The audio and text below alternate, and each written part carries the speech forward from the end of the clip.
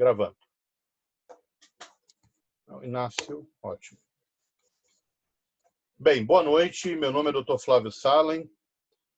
Estou falando de São Paulo e nós continuamos o nosso curso de neurologia voltado para estudantes e residentes. Nós começamos esse curso há exatamente 4 aulas. Essa, se eu não me engano, é a 5ª aula. Começamos a falar sobre o interesse dos meus apadrinhados, que é a parte cognitiva, pelo menos de alguns. Vamos terminar a parte cognitiva daqui a algumas aulas. E, posteriormente, nós vamos começar a falar sobre distúrbio de movimento. E demonstraram eficácia e segurança? Quais os dados que embasam as alegações Só um de momento. para essa população-alvo? Com certeza irá garantir Quem está com o microfone ligado, por favor, desligue. dadas. Perfeito. Obrigado. Muito bem, gente. Nós começamos a falar sobre doença de Alzheimer na semana passada e hoje vamos continuar falando sobre doença de Alzheimer. Vamos agora falar sobre os fatores de risco e genética. Bem, o principal fator de risco de doença de Alzheimer é idade. Assim, você não quer ter a doença, você quer realmente, completamente evitar de ter a doença, não envelheça. É claro que isso é impossível. Porque todos nós, se tivermos chance, iremos e queremos envelhecer. Envelhecer com a saúde depende do que a gente faz dos 30 anos em diante. 20 também, né? Mas principalmente os 30. Então, o principal fator de risco é a idade. A gente sabe que doença de Alzheimer é muito mais comum na faixa etária acima de 65 anos de idade. Apesar de que o limite mínimo para você chamar de doença de Alzheimer é 55 anos. Doenças que se desenvolvem antes dos 50 anos são chamadas de Alzheimer precoce. Muito bem.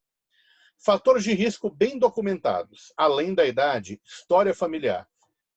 A doença de Alzheimer, gente, é altamente hereditária. Quando eu falo altamente hereditária, mesmo nos casos esporádicos, mesmo quando sua avó teve Alzheimer com 85 anos, o risco da sua mãe ter doença de Alzheimer também aumenta. E se ela tiver, o teu risco também aumenta. Então, consequentemente, a doença de Alzheimer tem que ser prevenida desde o começo. E o que a gente tem observado é um aumento da prevalência de doença de Alzheimer por talvez 2 motivos. O primeiro motivo, mais claro, é que a população está envelhecendo mais. O segundo motivo, provável, é que a gente está se expondo mais e mais a situações que levam à deposição de beta-amiloide, especialmente contaminantes, poluentes, doces, alimentos ruins e fatores de risco cardiovascular. Mas, tirando isso, a história familiar é muito importante. A doença ela é claramente hereditária, mesmo nos casos esporádicos. Ela é completamente hereditária nos casos precoces. E ela tem uma hereditariedade forte, mesmo nos casos que se desenvolvem tardiamente. Existem mutações raras, que nós vamos ver aqui, mas se responsabilizam por 70% das doenças de Alzheimer precoces, que impactam o metabolismo do beta-amiloide. E existe uma mutação, que é muito mais comum nas doenças tardias, que é a mutação da apolipoproteína epsilon-4, que é um fator determinante, é um fator de suscetibilidade para a doença, que você encontra em algumas pessoas que possuem doença de Alzheimer tardia. Quando a doença se desenvolve antes dos 50 anos, nós já chamamos de precoce. 1% ou menos da população mundial que tem doença de Alzheimer apresenta doença de Alzheimer precoce. Em geral, a doença começa depois de 65 anos. E, em geral, nos casos precoces, a doença é de herança autossômica dominante. Não são todos os genes que nós conhecemos atualmente responsáveis por todos os casos de doença de Alzheimer precoce. Como eu falei, os 3 genes relacionados, o gene da proteína precursora de amiloide, o pré-senilina 1 e o pré-senilina 2, respondem por cerca de 70% das doenças de Alzheimer precoces, que em geral são genéticas. Esses genes, eles modificam a manipulação a agregação e o clearance do beta-amiloide. Então, pelo que vocês estão vendo, tudo em doença de Alzheimer gira ao redor do beta-amiloide. Esses genes relacionados à doença de Alzheimer precoce têm penetrância de quase 100%. Ou seja, se você tem o gene, é quase certo que você vai ter a doença. E os casos de instalação tardia, acima de 65, 70, 75 anos, eles têm uma hereditariedade um pouquinho mais complexa, que não é um gene, não é uma mutação, não é uma deleção, não é uma micência em algum lugar. Vocês têm fatores de risco genéticos um pouquinho mais complexos e fatores de risco epigenéticos, metabólicos e ambientais, que acabam coexistindo para produzir a doença. O fator de risco mais estabelecido nesse caso é a mutação da apolipoproteína epsilon-4. Você tem 3 tipos de alelos da apolipoproteína: a epsilon-2, a epsilon-3 e a epsilon-4. A epsilon-2 é protetora e a epsilon-4, digamos assim, a apolipoproteína ela funciona, entre outras coisas, para carrear o colesterol. A apolipoproteína epsilon-4 ela acaba funcionando também como uma maneira de causar o clearance, diminuir o clearance de beta-amiloide.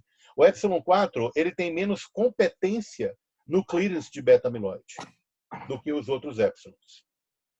Então, se você tem 2 cromossomos, né, cada cromossomo tem uma cópia, né, você tem, portanto, 2 alelos diferentes no mesmo locus. Se você tiver somente uma mutação em um dos genes da apolipoproteína epsilon-4, você tem um risco 2 a 3 vezes maior de desenvolver doença de Alzheimer do que a população mundial. Pronto. Só um momento. Juliana, por favor. Vou desligar aqui, tá? Continua assistindo, por favor. Se você tem as 2 mutações do epsilon-4, a sua chance de ter doença de Alzheimer aumenta para 8 a 12 vezes maior. Então, a apolipoproteína epsilon-4, a mutação dos 2 alelos, é um fator de risco de suscetibilidade absurdo para o desenvolvimento de doença de Alzheimer tardia. Só que, como a gente vai ver, existem fatores de risco que modificam essa expressão. Muito bem. Uma outra coisa, parentes de primeiro grau. Se você tem pai, mãe, irmão afetado, a sua chance é 3 a 30% maior do que no restante da população. Mas, é claro, no caso de instalação tardia, a chance é menos que isso. Quando a instalação é precoce, por exemplo, sua mãe teve com 55 anos, a sua chance de ter é alta. Mas, se sua mãe teve com 85, a sua chance de ter não é tão alta assim. Uma outra coisa, 2 ou mais irmãos afetados com demência de Alzheimer de instalação tardia aumenta 3 vezes o risco de você, filho de alguém ou irmão deles, também ter a doença. O risco de desenvolver a doença em indivíduos que são parentes de pacientes com DA de instalação precoce, sem gene conhecido, diminui à medida que a idade aumenta. Isso quer dizer o quê? Se eu tenho meu irmão tem 60 anos, meu irmão tem 50 anos, desenvolveu doença de Alzheimer. Nós resolvemos pesquisar os 3 genes mais conhecidos. A proteína precursora de amiloide, pré-senilina 1, pré-senilina 2. Todos vieram negativos. Eles não são os únicos, eles são os mais conhecidos. Mas não são os únicos. Existem outros genes que estão sendo pesquisados através de técnicas de pesquisa genética. De qualquer modo, se você tem 30 anos, seu irmão tem 50 anos, desenvolveu DA. Você tem 30, a sua chance de ter doença de Alzheimer é alta. À medida que você vai envelhecendo, a sua chance vai diminuindo. É interessante, é meio que contraintuitivo. Nesses casos em que você tem indivíduos de parentes com instalação precoce, o que significa que não são os fatores de risco usuais, são fatores de risco genéticos, a sua chance de desenvolver, talvez por mecanismos epigenéticos, vai diminuindo à medida que você vai envelhecendo.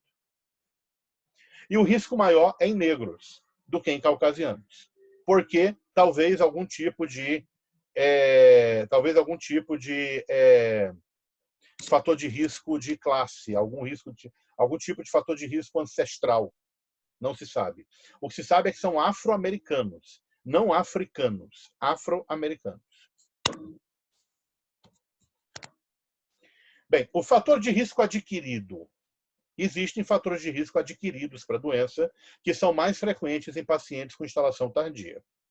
33% dos casos de doença de Alzheimer são relacionados a fatores de risco modificáveis. Isso quer dizer que se você fizer intervenção precoce antes da doença se instalar, você talvez consiga reverter ou impedir que ela se instale completamente. Isso são anos antes do desenvolvimento da doença. O que indica que nós precisamos fazer modificação dietética, atividade física, treino cognitivo, etc., na população inteira, especialmente naqueles parentes de primeiro grau de pessoas que tiveram doença de Alzheimer, porque esses são os mais acometidos. O fator de risco mais importante, modificável, idade não é modificável. O fator de risco mais importante modificável é a hipertensão arterial. A hipertensão arterial é um fator de risco importantíssimo e vai aumentando à medida que o tempo vai passando. A hipertensão arterial causa uma rigidez vascular. Essa rigidez vascular pode levar à lesão de microvasos, pode levar à microangiopatia. Essas alterações cerebrovasculares, como nós vimos na aula anterior, elas podem ser uma das causas da falha do clearance de beta-amiloide. Uma outra coisa importante é que mulheres têm mais efeito da hipertensão do que homens. Por quê? Não se sabe. Além disso, pacientes idosos portadores de doença de Alzheimer podem acabar, devido à degeneração vascular pela hipertensão, fazer deposição de beta-amiloide. A gente também viu na aula anterior que a deposição vascular de beta-amiloide ela pode acontecer independente da deposição parenquimatosa de beta-amiloide. E ela pode levar à angiopatia amiloide, que é uma marca característica da doença de Alzheimer, mesmo em pacientes ainda com poucos sintomas. Dislipidemia, talvez exista uma relação entre LDL e doença de Alzheimer.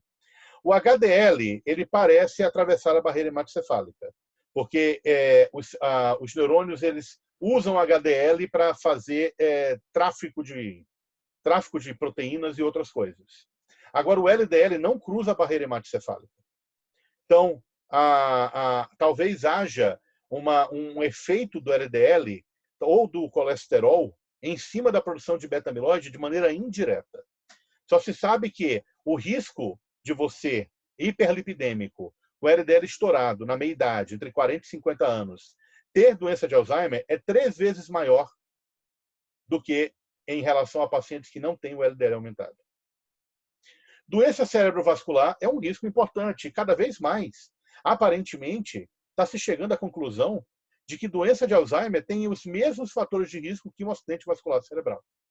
Provavelmente, a isquemia cerebral crônica ela causa alguma alteração neuronal, talvez mude o tráfego de proteínas dentro dos neurônios ou dentro das células e leva, consequentemente, a menos clareamento e maior deposição de beta-amiloide. O que se sabe é que o clearance de beta-amiloide está baixo nesses pacientes. E, portanto, o beta-amiloide se acumula. O beta-amiloide tem que ser clareado para o vaso, e é por isso que ele tem que estar alto no líquor. Em paciente com doença de Alzheimer, o beta-amiloide está baixo no líquor, o que indica que ele não está sendo clareado, ele está se depositando. É interessante que em 34% a 50% das autópsias existe uma coexistência de patologia vascular com doença de Alzheimer.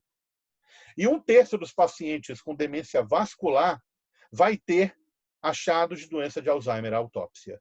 Ou seja, uma relação aí de quase 50% de chance de você ter mistura das duas coisas. E como eu falei na aula passada, apesar de doença de Alzheimer ser a demência primária mais comum do mundo, a demência mais comum do mundo não é doença de Alzheimer. É demência mista. Alzheimer com vascular.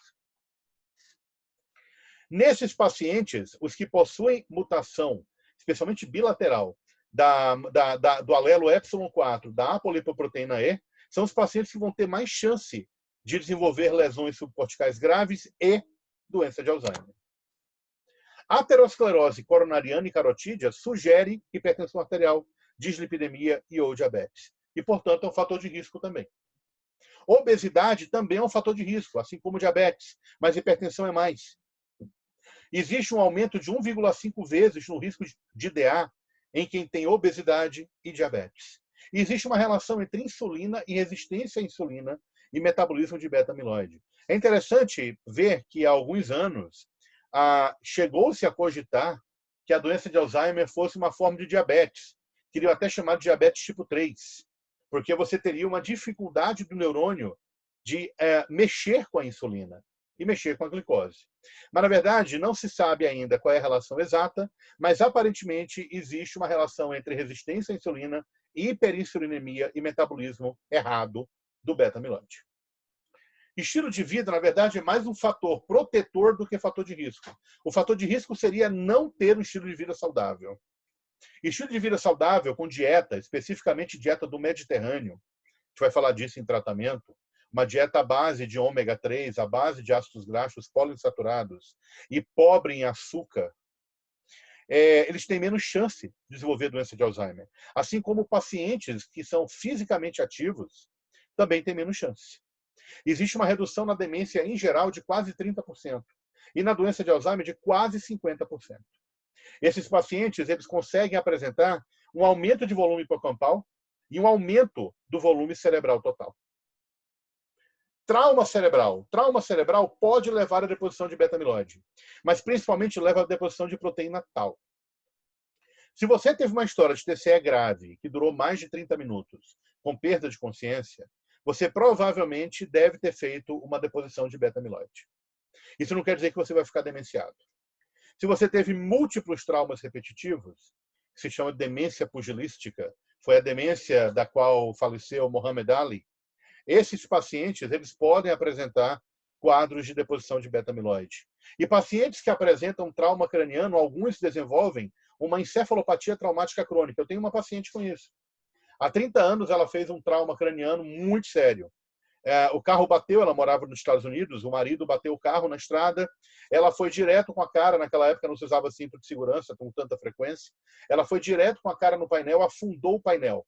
Um painel que não é hoje o painel que é mole, como é agora. Painel duro de carro antigo.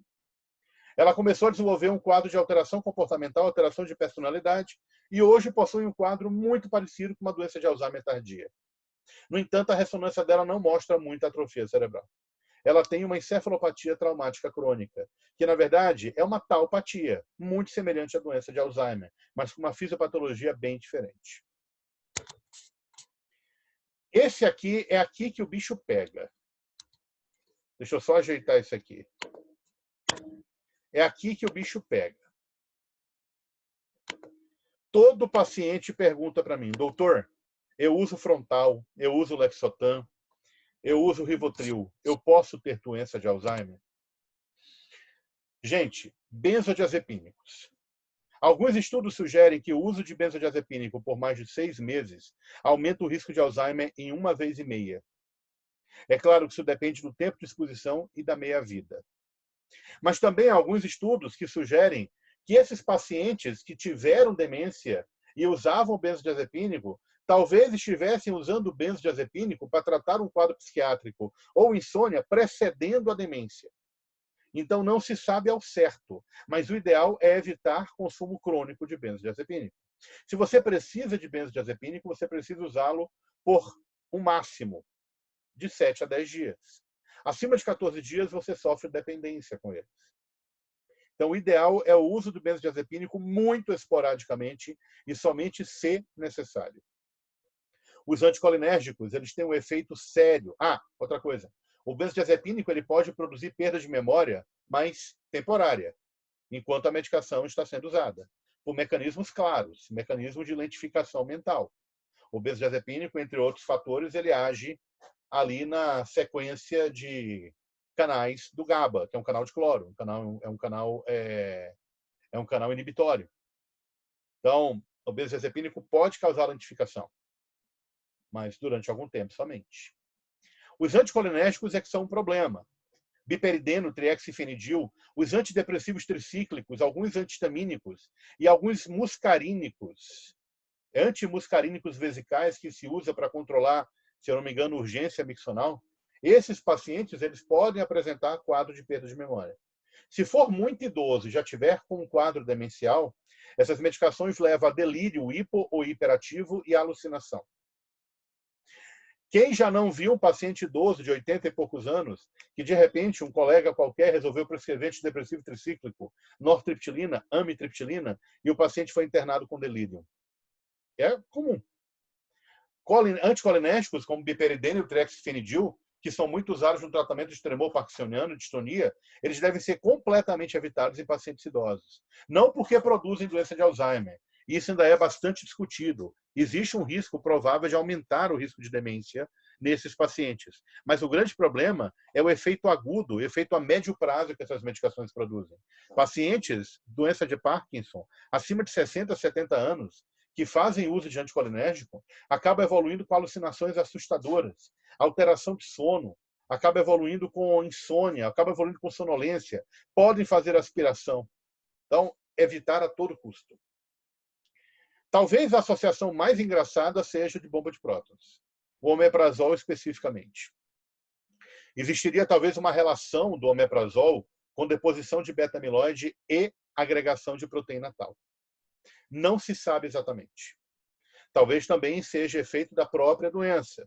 Talvez, de repente, o paciente use o inibidor de bomba de prótons porque ele já está com a doença e está usando vários remédios e precise. E aí, consequentemente, você acha que o inibidor de bomba de prótons produziu a doença. Então, na verdade, ainda não se sabe exatamente. O que se sugere é que talvez o inibidor de bomba de prótons ele altere a absorção de vitamina B12 e alguns nutrientes, o que poderia levar a uma predisposição ao risco de demência. Tabagismo aumenta o risco porque aumenta o risco vascular. Tanto o tabagismo ativo quanto o fumo passivo.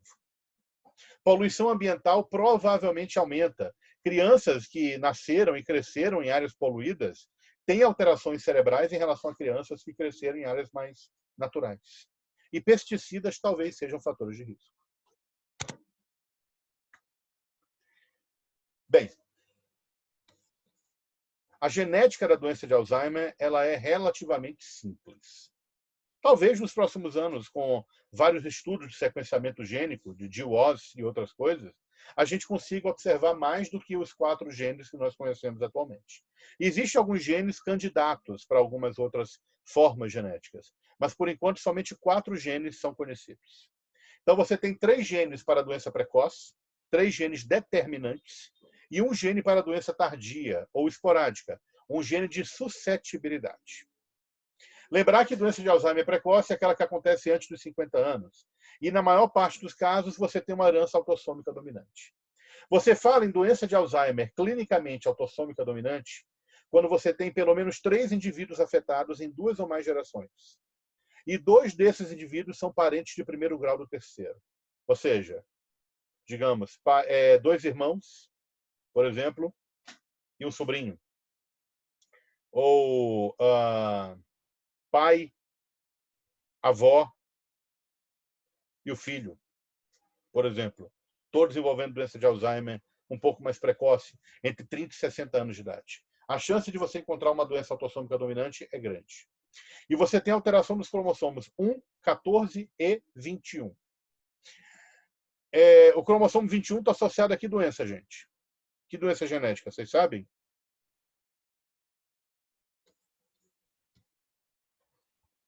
Vocês sabem qual é o nome que se dá à famosa trissomia do 21? Quando você tem, em vez de 2, 3 cromossomos 21?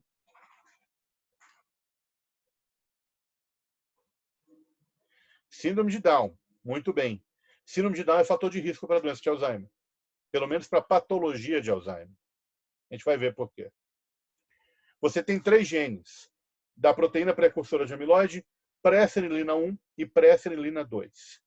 Esses 3 genes respondem por menos de 1% das doenças de Alzheimer, mas respondem por 70% das doenças de Alzheimer de início precoce. Isso porque a de início precoce responde por menos de 1% de todas as doenças de Alzheimer. A proteína precursora do amiloide foi o primeiro gene descrito. Ela é localizada no cromossomo 21, no braço longo. Quer dizer, um paciente com trissomia do 21, com síndrome de Down, ele tem 3 proteínas precursoras de amiloide, e não somente 2. Então, ele tem uma chance muito maior de desenvolver o quadro genético. Existem mais de 30 mutações descritas da APP, responsáveis por 10 a 15% dos casos de DA precoce.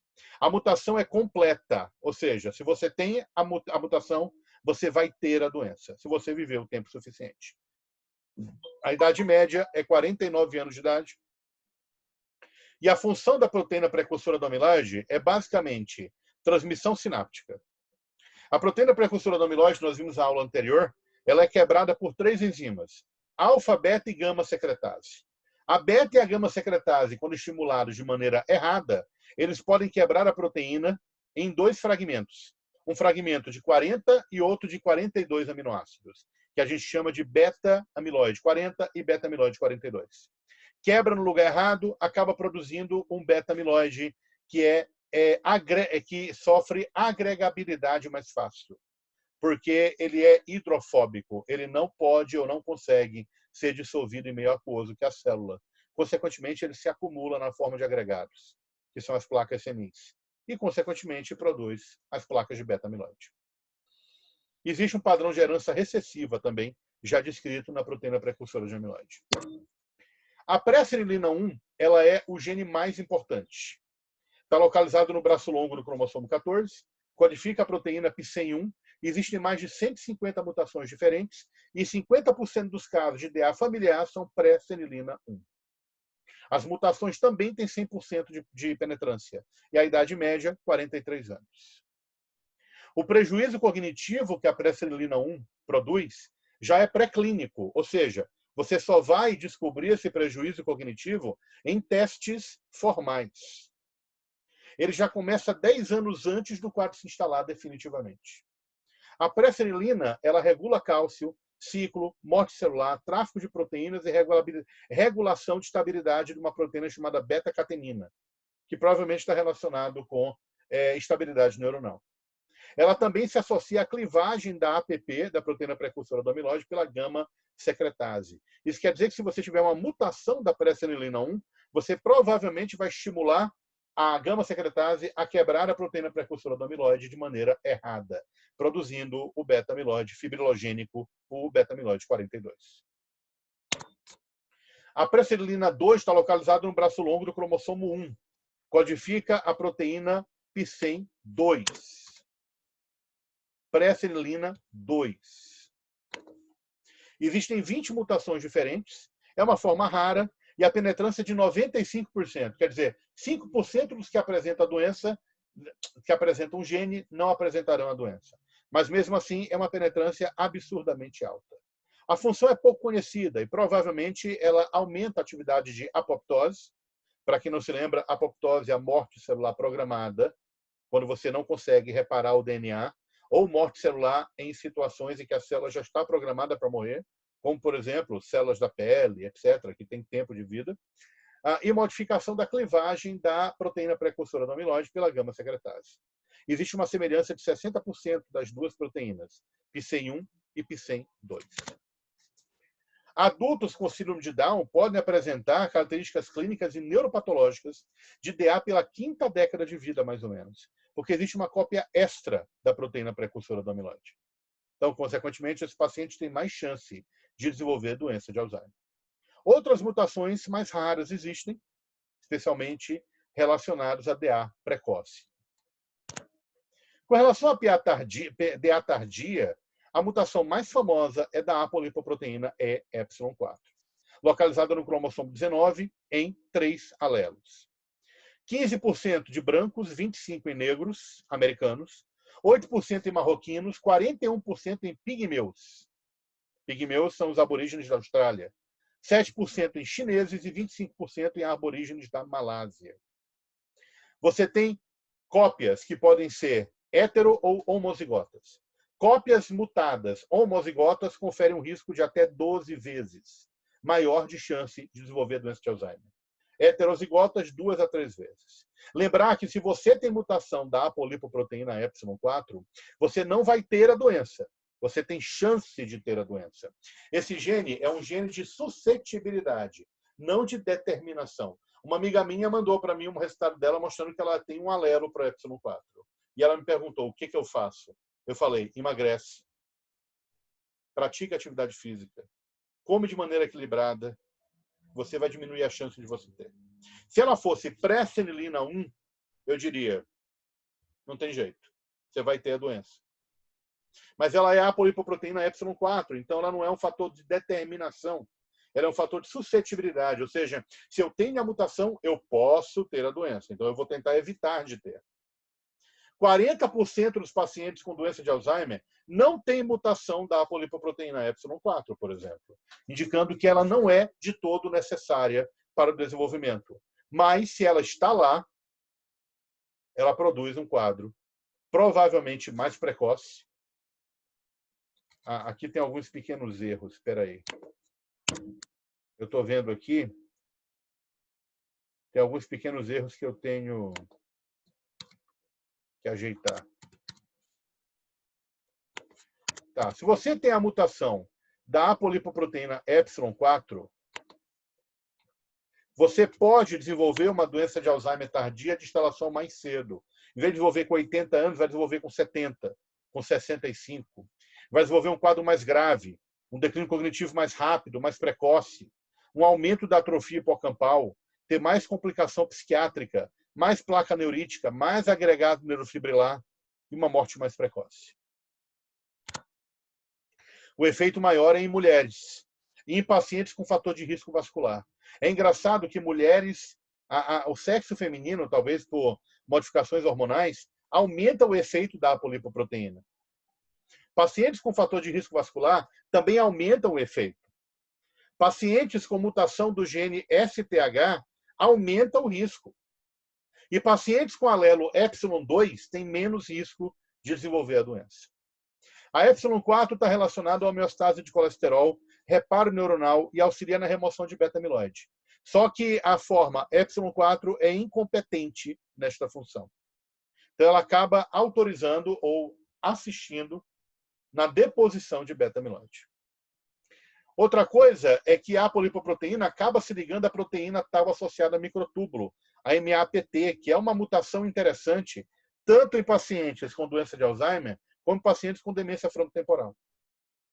Uma outra coisa interessante é que a apolipoproteína Y4 ela afeta a atividade da acetilcolinesterase. A acetilcolinesterase é aquela enzima que degrada a acetilcolina. Nós usamos medicações para impedir a degradação da acetilcolina, para poder melhorar a memória dos pacientes. A apolipoproteína Y4 ela afeta a atividade de tal modo que provavelmente você terá uma menor atividade colinérgica no prosencéfalo basal. Você precisa de acetilcolina. A acetilcolina ativa o prosencéfalo. Sem acetilcolina, por isso que o anticolinérgico é ruim, porque ele leva a uma inativação de vias colinérgicas. Você perde as vias colinérgicas, você, de certo modo, pode desenvolver um quadro cognitivo sério. Existe a associação da apolipoproteína Y4 com doença vascular aterosclerótica. E pacientes que apresentam altas taxas de colesterol e têm mutação da apolipoproteína Y4, esses pacientes poderão ter doença de Alzheimer mais frequentemente. Outros genes relacionados à mutação que levam à DA tardia, a própria APP, pré-senilina 1, pré-senilina 2 e outros genes também aparentemente estão envolvidos, mas isso são estudos posteriores que vão determinar. Bem, a pergunta que não quer calar. Meu paciente me chega no consultório com um quadro de doença de Alzheimer, suspeita de doença de Alzheimer. Ele tem 55 anos de idade. Devo testar meu paciente? Primeira coisa, teste da apolipoproteína Y4. Existem falsos positivos e falsos negativos. Então, não peça o teste da apolipoproteína Y4. Não vai te ajudar em nada. Se vier positivo, você vai assustar o paciente. Nos Estados Unidos, nem todo mundo se assusta. Aqui nós somos latinos. Aqui a gente se assusta com facilidade. Então, se você falar para o paciente que a chance dele ter Alzheimer é grande, imagina o que ele pode fazer. Então, é melhor não testar o paciente. Não vale a pena. Agora, pacientes que apresentam doença de Alzheimer precoce, abaixo de 50 anos, a testagem só deve ser feita se tiver um objetivo para isso. Tipo, por exemplo, fechar o diagnóstico. Testar familiares, eu não acho correto. Porque você está dizendo para o paciente que ele vai ter doença de Alzheimer se ele for, por exemplo, preferilina 1 positivo. Pacientes que querem ser testados têm que ter aconselhamento genético e aconselhamento psicológico. Tem que ter orientações de quem vai ser testado. Lembrar que os artigos e os filmes, tipo Para Sempre Alice, eles demonstram pacientes anglo-saxônicos. Pacientes que têm uma maneira de pensar completamente diferente da nossa. Nós somos latinos, muitas vezes até com pouco conhecimento. A gente recebe uma informação que você vai ter doença de Alzheimer, é capaz até de dar um fim à própria vida. Então, eu não acho correto testar, ao menos que você queira fechar o diagnóstico de um paciente que já apresenta um quadro de doença de Alzheimer. Mas se o filho chegar e falar, eu queria fazer o teste também, não acho correto. E até melhor não fazer. Viva a sua vida, que é a melhor maneira. Eu tive uma paciente cujo pai morreu com 45 anos e ela queria fazer o teste de todo jeito. Ela procurou o psiquiatra para pedir o teste, porque eu não quis solicitar. Porque ela era extremamente volúvel. Ela tinha uma ansiedade absurda. Se eu falasse para ela que ela tem uma mutação e que ela vai desenvolver, meu medo era que ela tirasse a própria vida. Eu consegui segurar essa paciente por muito tempo, evitando em consultório de plano de saúde, evitando que ela, eu não sei se o pai dela tinha realmente uma mutação, mas evitando que ela soubesse, claro, acho que é injusto isso com o paciente ou com o familiar, eu acho que o justo é deixar o familiar viver a sua vida da melhor maneira, da mais feliz, da mais produtiva e da melhor possível. Gente, é isso. A aula hoje foi mais curta, 44 minutos. Eu espero que tenha sido uma aula interessante para vocês. Essa aula, ela faz parte do nosso curso de segundas-feiras. Assim como o Charcot tinha as aulas de terça-feira, eu agora estou com as aulas de segundas-feiras. Nós vamos até, sabe-se lá Deus quando, fazer nosso curso de neurologia. Começamos com cognição e vamos andando. Sensacional, nunca tinha visto uma abordagem assim do tema. Diversas coisas que eu não tinha conhecimento e não tinha visto em outros materiais. Muito legal. Agora, essa parte genética é complicada, sim, realmente. Essa parte genética é bastante complicada, foi complicada para mim, tentar entender isso.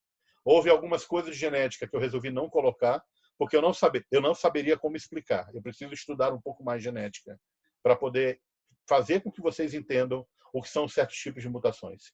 Obrigado, Juliana. Bem, eu gostaria de falar que essas aulas são todas baseadas no UpToDate.